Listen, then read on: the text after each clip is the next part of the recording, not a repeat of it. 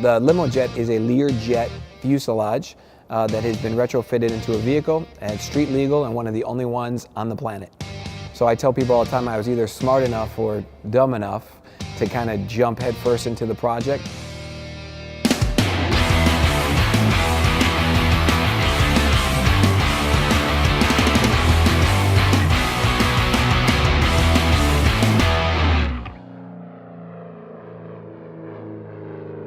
My name is Frank D'Angelo. I'm one of the owners of Jet Setter Incorporated, and behind me I have the limo jet.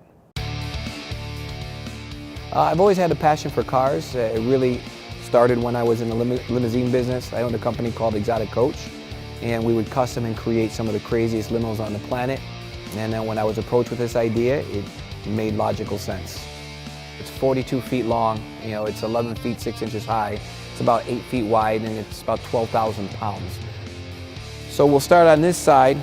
One of the most popular things that people look at right away are the wheels and tires. So we have a set of Diablo rims and tires, 28 inch, with the custom fenders that were fabricated from fiberglass, made for the jet. So there's a little bit of a lot of different vehicles, not just engine-wise, but suspension-wise. A lot of the parts that we made were custom. So the springs were custom made. A lot of the suspension came from the 1-ton pickup truck that we had. Some of the lighting came from Jeep, and other lights came from, we custom made. So it's probably 3 or 4 different types of vehicles that have been married into this one. We've spent well over $1 million to get it to where it's at. You would start it like a regular car. So you put in the key, start it, crank it up, and you drive it like a regular car. You got your gas, you got your brake. These 4 panels here is the video system that we have. So we have cameras on the fenders, front left. We have cameras in the back on the engine, so you can actually see everything that's going on in the back. And then we have all the toggle switches to give it a little bit of an aircraft feel. So all the disco lighting, disco floor, all the exterior lighting, everything is controlled from here, just like you would a regular aircraft. The interior was a lot more difficult, so we manufacture limousines, is what we did for a living. We knew it was going to be a little tricky because this was unique, and everything's curved. So we couldn't use any templates, or we couldn't go off anything. We had to hand make everything. We started with the disco ceiling up here.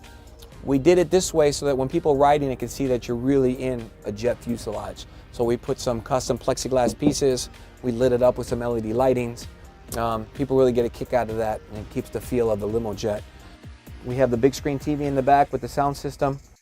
We have the infinity floor, which was a nice touch. People love it, right? So if you look down inside of it, you can come and step inside. It looks like you're old school married with new school. 8 passengers is the capacity in the back, plus the driver. So we kind of say 9 passengers. People can drive in it, but we're using it more for promotional.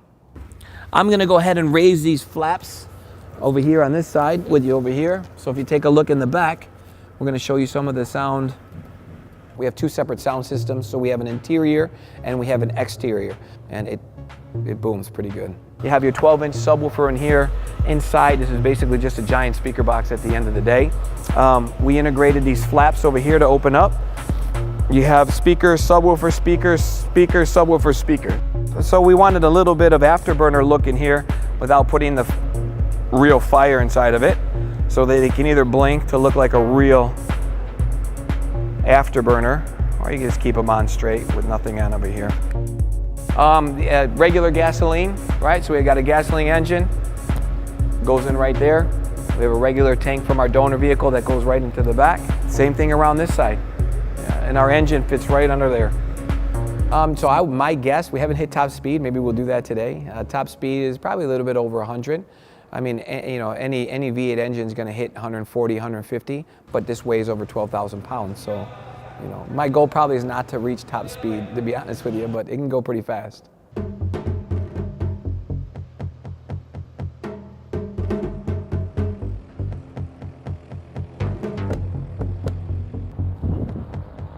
It's like driving something I've never drove before. I mean, it's like driving the coolest semi-truck ever built.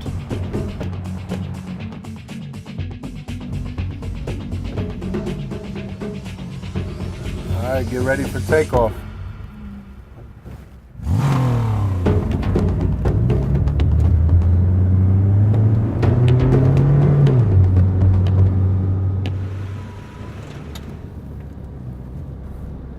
Can't go too far on this runway. But you get the point. It is, everything's for sale. I mean, our whole ultimate goal with this one, this is our prototype. So for me to reproduce more, it's all based upon this one, right? Our goal is to make more of them. We'd love to manufacture more on a custom, so if somebody wanted one, we're pretty sure they're gonna want it done their way. If they wanted this one, all the research and development that went into this, somebody would have to offer me over $5 million. Our ultimate goal is to build more, and we'd like to make them a unique type of experience, right? There won't be many of them because it takes so long to produce, but it's definitely something that we are targeting for. And I don't have any regrets, even though it took a long time. I'm happy that we're here now.